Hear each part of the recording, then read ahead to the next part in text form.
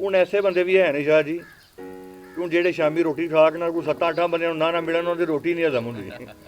ਉਹ ਯਾਰ ਆਪਣੇ ਆਪ ਤੇ ਵੀ ਕੋਈ ਰਹਿਮ ਕਰੋ ਤੇ ਆਪਣੇ ਕੋਈ ਲੜ ਲਾਲ ਵੀ ਖਿਆਲ ਕਰੋ। ऐसी मर्ज नहीं दुनिया ते जिहदा इलाज कुरान च नहीं, कोई मुश्किल माशाअल्लाह कोई बीमारी ऐसी नहीं खुदा ने पैदा की जिहदा इलाज कुरान दे विच नहीं। ਫੂਕ ਜਿਹੜੀ ਉਹ ਪਹੁੰਚ ਜਾਂਦੀ ਹੈ ਏਡੀ ਦੂਰ ਤੱਕ। ਆਹੋ ਜੀ ਲਾਈਵ ਦਮ ਕਰ ਰਹੇ ਨੇ, ਬੰਦਾ ਉਹਨਾਂ ਕੋਲ ਗੱਲ ਨਹੀਂ ਪਹੁੰਚ ਰਿਹਾ ਕਿਉਂਕਿ ਟਰਾਂਸਪੋਰਟ ਦਾ ਮਸਲਾ ਵੇ, ਜਾਣ ਆਉਣ ਵਿੱਚ ਬੰਦੇ ਨੂੰ ਦਿੱਕਤ ਹੈ। इसकी तिलावत करेंगे तो इंशाअल्लाह वबाई मराज जल्दी खत्म हो जाएगा।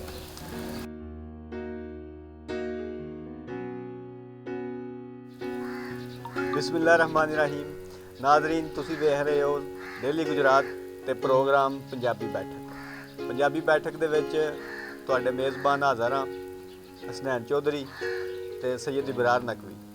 ਅੱਜ ਦਾ ਪ੍ਰੋਗਰਾਮ ਸਾਡਾ ਪਾਕਿਸਤਾਨ ਤੇ ਦੁਨੀਆ ਦੇ ਵਿੱਚ ਜਿਹੜੇ ਇਸ ਟਾਈਮ ਹਾਲਾਤ ਨੇ, ਇਸ ਵਬਾ ਦੀ ਵਜ੍ਹਾ ਤੋਂ ਹੈ, ਇੱਕ ਬਿਮਾਰੀ ਦੀ ਵਜ੍ਹਾ ਤੋਂ, ਇਹ ਸਾਡਾ ਮੌਜੂ ਹੈ। ਇਸ ਤੇ ਗੁਫ਼ਤਗੂ ਕਰਾਂਗੇ ਤੇ ਮਹਿਮਾਨਾਂ ਦਾ ਤਾਰਫ ਕਰਾ ਦਈਏ।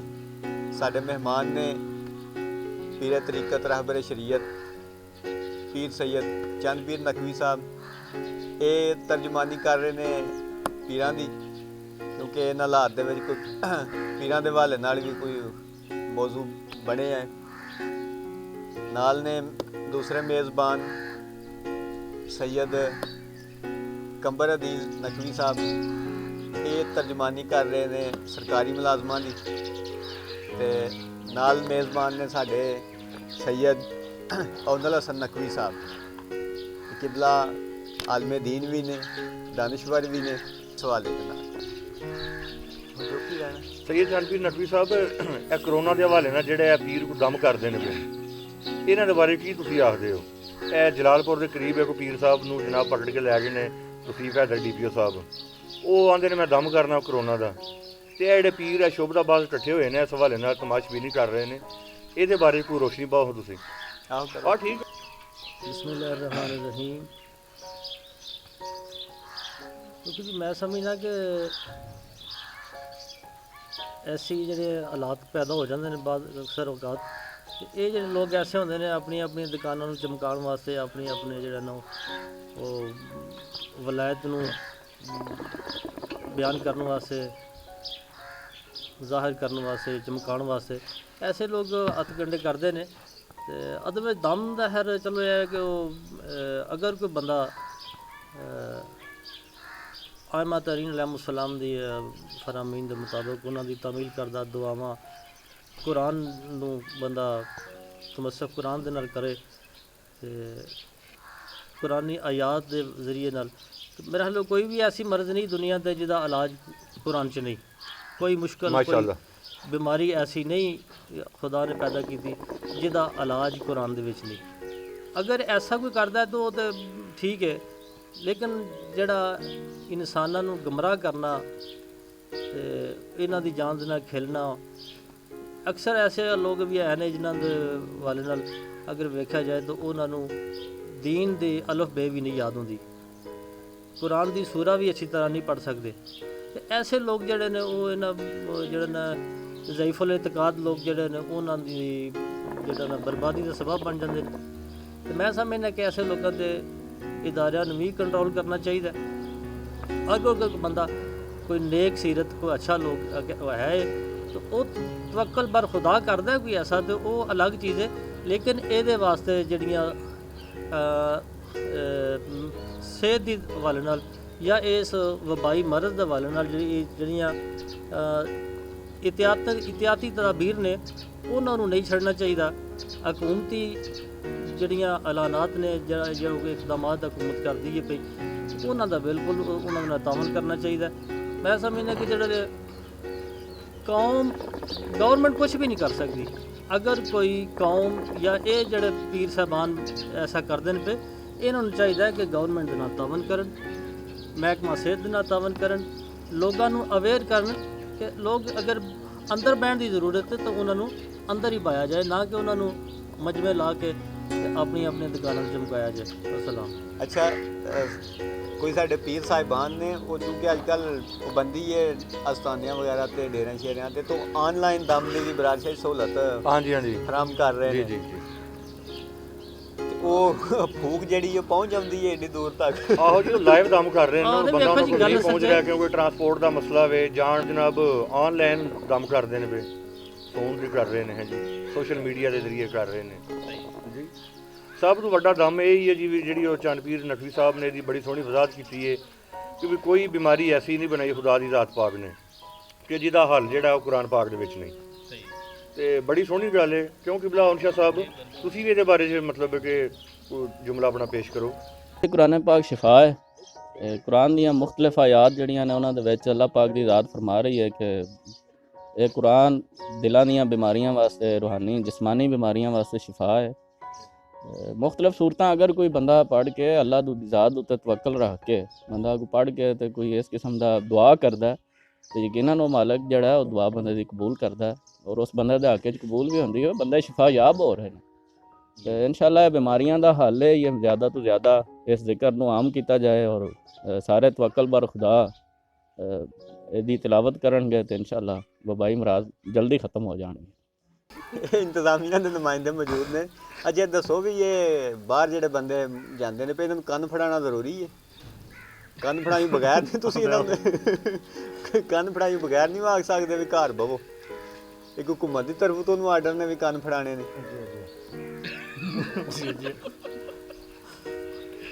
ਵੇਖੋ ਜੀ, ਗੱਲ ਇਹ ਵੇ ਕਿ ਕਾਨੂੰਨ ਦੀ ਪਾਸਦਾਰੀ ਕਰਨਾ ਹਰ ਬੰਦੇ ਦਾ ਫਰਜ਼ ਹੈ। ਹੁਣ ਹਕੂਮਤ ਨੇ ਪਾਬੰਦੀ ਲਾਈ ਹੈ ਡਬਲ ਸਵਾਰੀ ਦੇ, ਤੇ ਉਹ ਤੁਸੀਂ ਮਤਲਬ ਹੈ ਕਿ ਉਹਨੂੰ ਫਾਲੋ ਕਰੋ। ਤੁਸੀਂ ਸਹੀ ਇਕੱਲੇ ਲੱਗੇ ਜਾਓ ਜਿੱਥੇ ਜਾਣਾ, ਤੁਸੀਂ ਜ਼ਰੂਰ ਨਾਲ ਦੂਸਰਾ ਬੰਦਾ ਲੈ ਕੇ ਜਾਣਾ, ਫਿਰ ਤੁਹਾਨੂੰ ਪਰੇਸ਼ਾਨੀ ਦਾ ਸਾਹਮਣਾ ਕਰਨਾ ਪਵੇਗਾ। ਇਹ 14-15 ਦਿਨ ਹੋ ਸਕਦਾ ਕੋਈ ਅੱਗੋਂ ਮਹੀਨੇ ਤੋਂ ਮੋਟਰਸਾਈਕਲ ਤੁਹਾਡੀ ਨਾਲ ਲੱਭੇ ਜੀ। ਤੇ ਬਾਕੀ ਦੀ ਗੱਲ ਪੁਲਿਸ ਵਾਲਿਆਂ ਦੇ ਹਵਾਲੇ ਨਾਲ ਉਹ ਇਹ ਵੇ ਕਿ ਆ ਪ੍ਰੋਗਰਾਮ ਸਾਡਾ ਵੇਖ ਰਹੇ ਨੇ, ਪੁਲਿਸ ਵਾਲੇ ਸਾਡੇ ਭਰਾ ਵੀ ਦੇਖ ਰਹੇ ਨੇ ਸਾਡੇ ਇਹ ਪੰਜਾਬੀ ਪ੍ਰੋਗਰਾਮ ਜਿਹੜਾ ਪਹਿਲੇ ਵੀ ਬੜਾ ਇਹਨੂੰ ਬੰਦੇ ਸ਼ੌਕ ਦੇ ਨਾਲ ਵੇਖਦੇ ਨੇ ਪਏ। ਲੇਕਿਨ ਇਨਸਾਨੀਅਤ ਦੀ ਜਿਹੜੀ ਤਜ਼ਲੀਲ ਹੈ ਇਹ ਵੀ ਤੇ ਸ਼ਾਹ ਸਾਹਿਬ ਨਹੀਂ ਨਾ ਹੋਣੀ ਚਾਹੀਦੀ ਕਿ ਇੱਕ ਬੰਦੇ ਨੂੰ ਮਤਲਬ ਰੋਕਿਆ ਠੀਕ ਹੈ, ਤੁਸੀਂ ਉਹ ਕਾਨੂੰਨੀ ਕਾਰਵਾਈ ਜ਼ਰੂਰ ਕਰੋ ਜੀ, ਲੇਕਿਨ ਇਨਸਾਨ ਨੂੰ ਜ਼ਲੀਲ ਨਾ ਕਰੋ। ਕੀ ਹਾਲ ਹੈ ਸ਼ਾਹ ਸਾਹਿਬ? ਇਹ ਠੀਕ ਹੈ ਜੀ, ਲੇਕਿਨ ਇਹ ਤਾਂ ਠੀਕ ਹੈ। ਉਹ ਪੰਜਾਬੀ ਦੀ ਮਿਸਾਲ ਹੈ ਕਿ ਤਾੜੀ ਦੋਵਾਂ ਹੱਥਾਂ ਨਾਲ ਵੱਜਦੀ ਹੈ। ਤੇ ਸਾਡੀ ਆਵਾਮ ਨੂੰ ਵੀ ਤਾਂ ਚਾਹੀਦਾ ਨਾ ਕਿ ਆਖਰ ਉਹ ਇੱਕ ਕਮ ਸੋਚਣ ਕਿ ਇਹਨਾਂ ਦੇ ਹੀ ਵਾਸਤੇ ਸਾਰੇ ਇਕਦਾਮਾਤ ਕੀਤੇ ਜਾ ਰਹੇ ਨੇ। ਤੇ ਜਦੋਂ ਇਹ ਕਿਸੇ ਦੀ ਮੰਨਣਗੇ ਨਹੀਂ ਤੇ ਯਕੀਨਨ ਫਿਰ ਇੰਤਜ਼ਾਮੀਆਂ ਨੂੰ ਕੁਝ ਨਾ ਕੁਝ ਕਰਨਾ ਹੀ ਪੈਂਦਾ। ਤੇ ਮੈਂ ਸਮਝਦਾ ਕਿ ਕੋਈ ਐਡਾ ਵੱਡਾ ਮਸਲਾ ਵੀ ਕੋਈ ਨਹੀਂ, ਬੰਦਾ ਕਿ ਇੱਕ ਬੰਦਾ ਬਦਤਮੀਜ਼ੀ ਕਰਦਾ ਨਹੀਂ ਉਹ ਰੁਕਦਾ ਹੀ ਨਹੀਂ। ਤੇ ਉਹ ਜਾਂ ਕੋਈ ਐਸਾ ਬੰਦਾ ਉਹ ਕਈ ਇਨਸਾਨਾਂ ਦੇ ਵਾਸਤੇ ਇੱਕ ਮੁਸ਼ਕਲ ਦਾ ਬਾਇਸ ਬਣਦਾ ਹੈ ਤੇ ਉਹਨੂੰ ਕਿਸੇ ਤਰੀਕੇ ਨਾਲ ਵੀ ਰੋਕਣਾ ਮੇਰਾ ਨਹੀਂ ਖਿਆਲ ਕਿ ਐਡਾ ਕੋਈ ਨਜਾਇਜ਼ ਹੈ।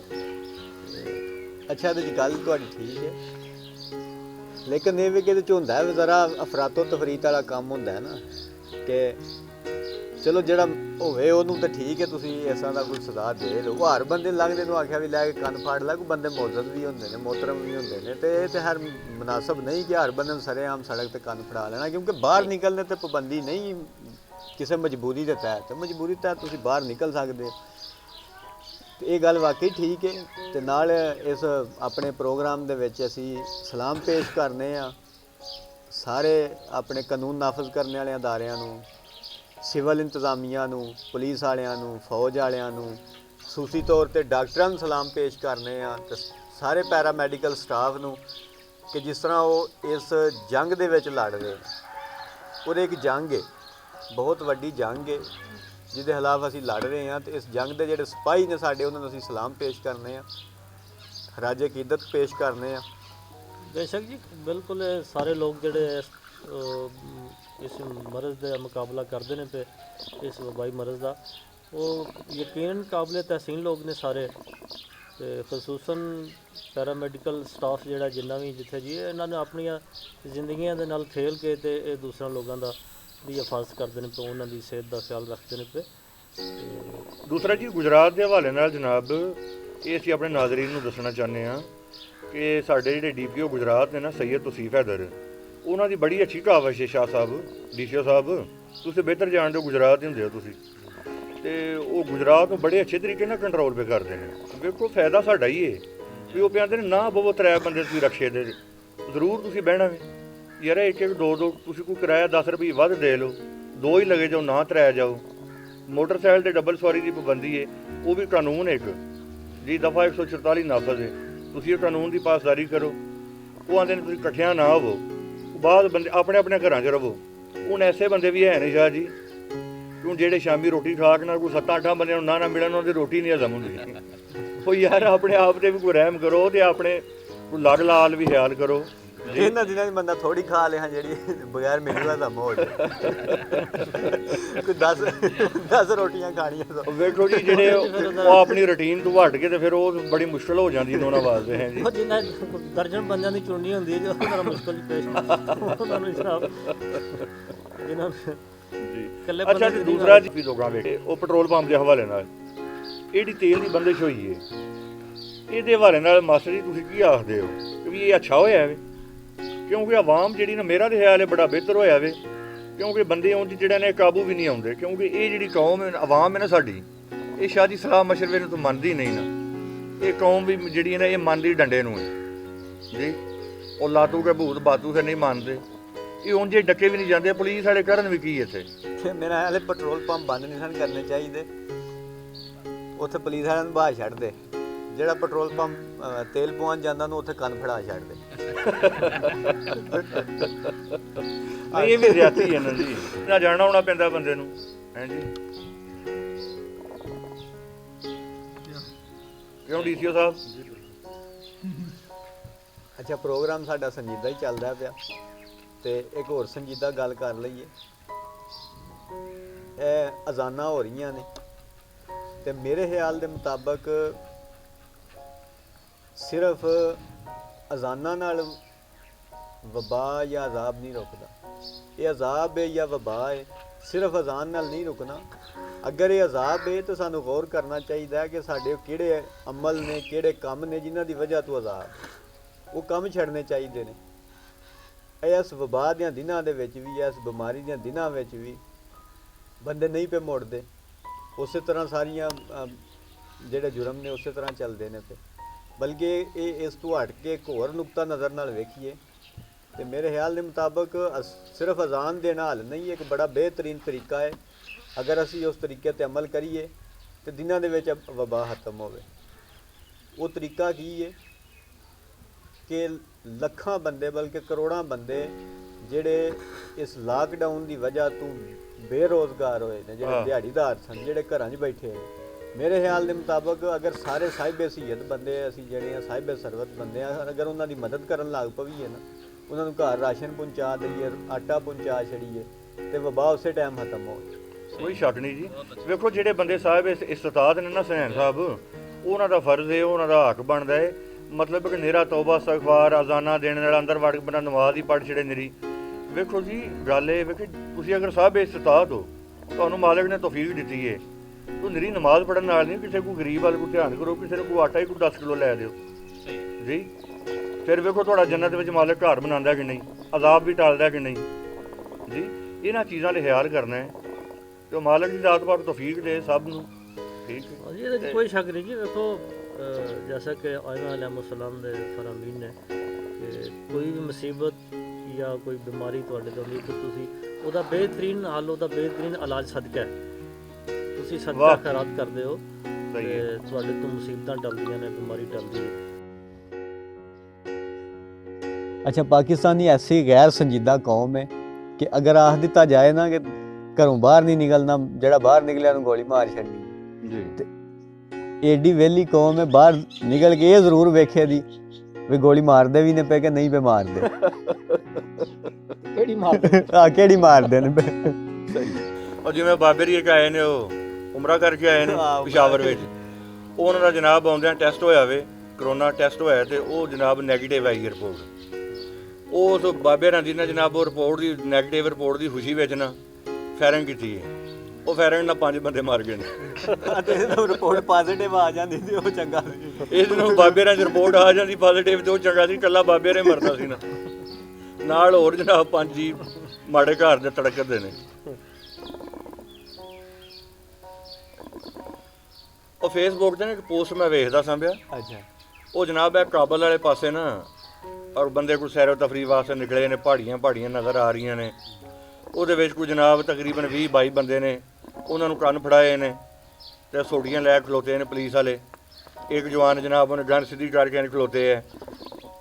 ਉਹ ਪੋਸਟ ਕੀਤੀ ਹੈ ਵੀ ਤੁਸੀਂ ਘਰਾਂ 'ਚ ਬਵੋ, ਕਿਉਂ ਬਾਹਰ ਆ ਕੇ ਤੇ ਤੁਸੀਂ ਜਿਹੜਾ ਮਤਲਬ ਹੈ ਕਿ ਕਾਨੂੰਨ ਦੀਆਂ ਧੱਜੀਆਂ ਉਡਾ ਰਹੇ ਹੋ। ਮੋਟਰਸਾਈਕਲਾਂ ਕੋਲ ਖਲੋਤੀਆਂ ਨੇ ਤੇ ਉਹ ਉਹਨਾਂ ਕੰਨ ਫੜੇ ਨੇ।